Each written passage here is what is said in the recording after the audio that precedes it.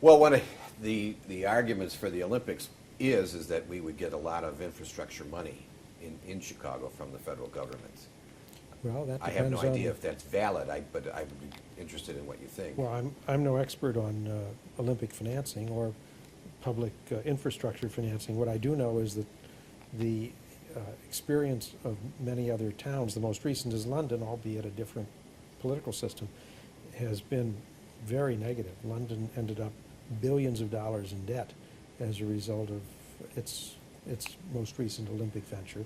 And I don't think you can count on the federal government to rebuild Chicago's transit system simply because we're going to have an Olympic venue here for whatever it'll be, a period of weeks or months. I think that's an unrealistic expectation that all the things that are wrong with Chicago's rapid transit or not so rapid transit system are going to be fixed by the federal government. That's a pipe dream, I think. You mentioned that you negotiated with Michael Daley which came to be the first Shakman decree. Have you ever worked directly with Richard M. Daley?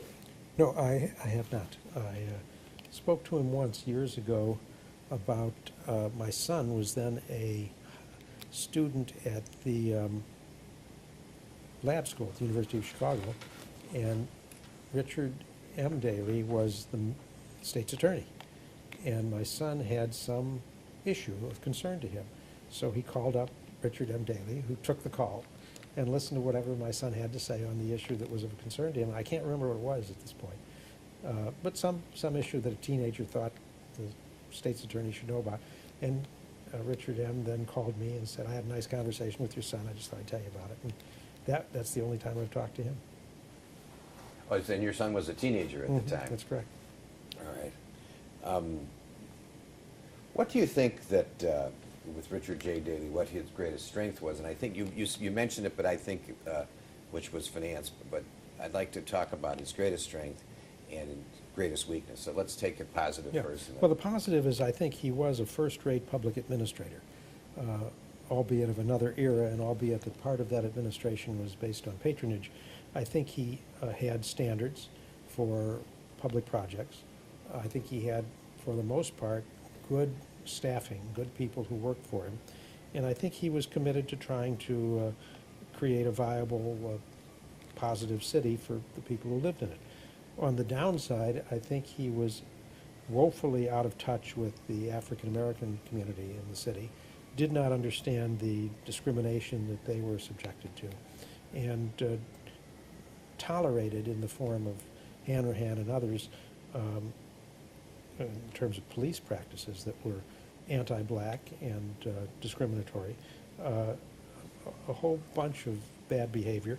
And when Dr. King came here, he really resisted what King wanted to do and ultimately prevailed in giving King very little accomplishment in a major northern city compared to what he'd been able to do in the South. So I think on the public administration side, he would get, in my view, strong grades, and in the human relations and race relations side, very low grades. When you mention the African-American community, I mean, the people that he dealt with, Congressman Metcalf and Congressman Dawson, were the people that he talked to. So was it his attitude or their attitude or a combination of both? I can't speak to Dawson. Metcalf I knew pretty well because Metcalf had a falling out with Daley over police practices in the 1970s and came to me because his patronage workers, that is, Metcalf was in Congress at that point, his patronage workers were being pushed around, for lack of a better word, by the Daley administration, and he was looking for some protection for them and some help. And that ended up in a enforcement proceeding under the first decree that went, city was found guilty of contempt and sanctioned, and went up to the Court of Appeals for the Seventh Circuit, which affirmed Judge Decker's findings after an evidentiary hearing that there had been a violation by the city of the 1972 decree with respect to Metcalf's people. So by that point, when I came to know Metcalf, that's the only time I knew him, but then I had a whole bunch of meetings with him, liked the man, thought he was, at that point, near the end of his career, but very well motivated, had run out of tolerance for the Jim Crow philosophy that may have gotten him to where he was, and was aggressive in trying to represent his constituents, and getting a lot of resistance from Daley and Daley's people. So I can't speak to the earlier phase of Metcalf, but he certainly came up, as did Harold Washington, through the machine and adopted machine practices and patronage policies. I meant to ask you a question on that, so I'll go back. When the original suit that you brought was dismissed and it went to the Seventh Circuit Federal Court of Appeals, where that dismissal was reversed and sent back for further hearings, could you tell me the panel? Yeah, I think I remember it was. And say what party they Yeah. were in, just as Yeah, a... it was Walter Cummings, I believe, Thomas Fairchild, and Luther Swigert. Fairchild wrote the opinion. He was a Democrat from Wisconsin, appointed, I can't say by who, but presumably by some Democratic president.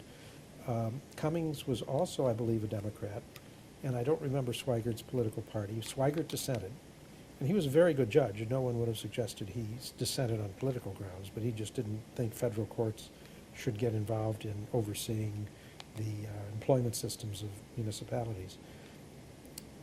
Okay. Thank you. So it was a 2-to-1 decision, Cummings and Fairchild for the good guys, and Swigert voting the other way. The city, since for the most part there's been a Daley running the city in my career and certainly yours, has it changed? How has it changed from when, with this as a preface, a lot of Midwestern cities became very rusty after we lost the manufacturing base. And Chicago did not suffer through that the way other cities such as Cleveland and Detroit did. And I guess I have a two-pronged question. Did the way politics was handled in this town help us get from a manufacturing to a service-based economy? And then the second part of the question is, how do you see the city how do you reflect on the change of Chicago in the last 50 years, 40 years? Well, I think Chicago's done well if you compare it with Detroit or Cleveland. I don't think it has a whole lot to do with the city government. I think what makes an urban area work or not work, it obviously have to have a minimum level of public services and support, but it's driven by the economy, by what kind of services are available, what kind of employment base there is, what kind of transportation base there is in terms of national transportation.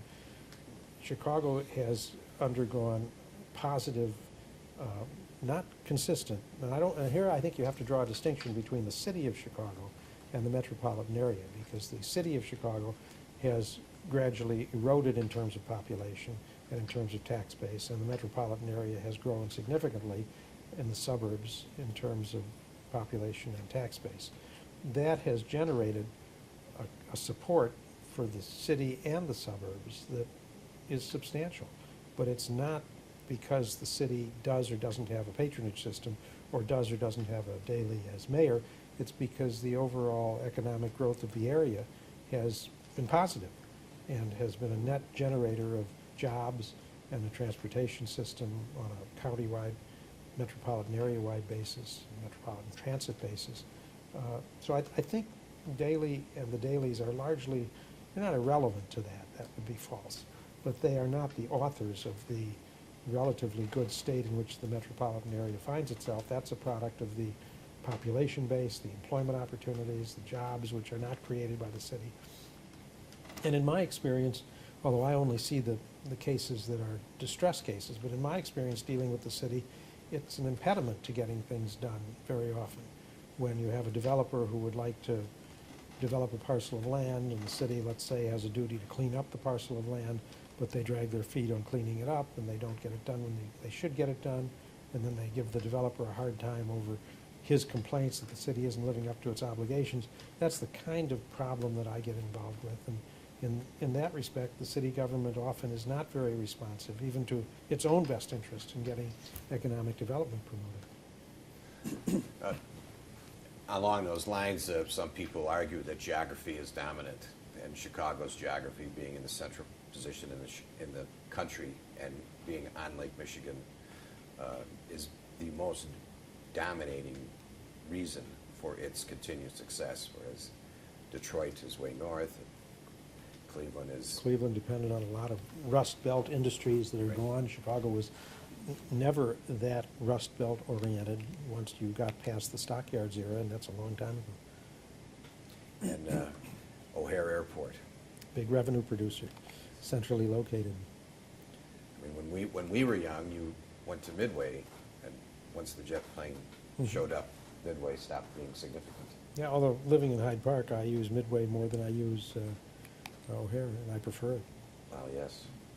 But once again, I'm glad you mentioned Midway, because the public finance issues they're as unglamorous as the current debate over how you reform the American healthcare system, which is enormously important, but nobody gets their teeth on, or their hands around, whatever the right metaphor is.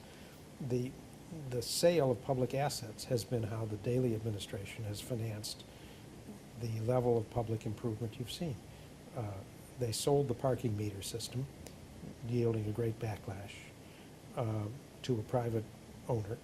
They sold the Millennium Park Garage to a private owner. They tried to sell Midway Airport to a private owner. They sold the Skyway Bridge to a private owner.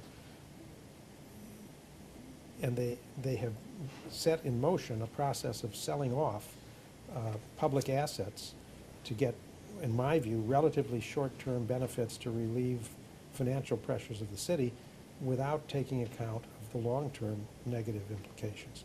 In fact, one of the Inspector General's, same David Hoffman we talked about's recent reports, said that in making the decision to sell, the most recent decision was the sale of the parking meters citywide, resulting in tenfold increases in parking rates in many places. That this, according to Hoffman's investigation, the city failed to take account of the long-term economic value it was giving up and the long-term economic benefit to public treasury resources by an imprudent decision to sell to a private party. So I'm not a fan of these sell the public assets in order to meet short-term objectives philosophy that's become the way this administration has done business in the last few years. Thank you, Ed. We're now going to take a short break.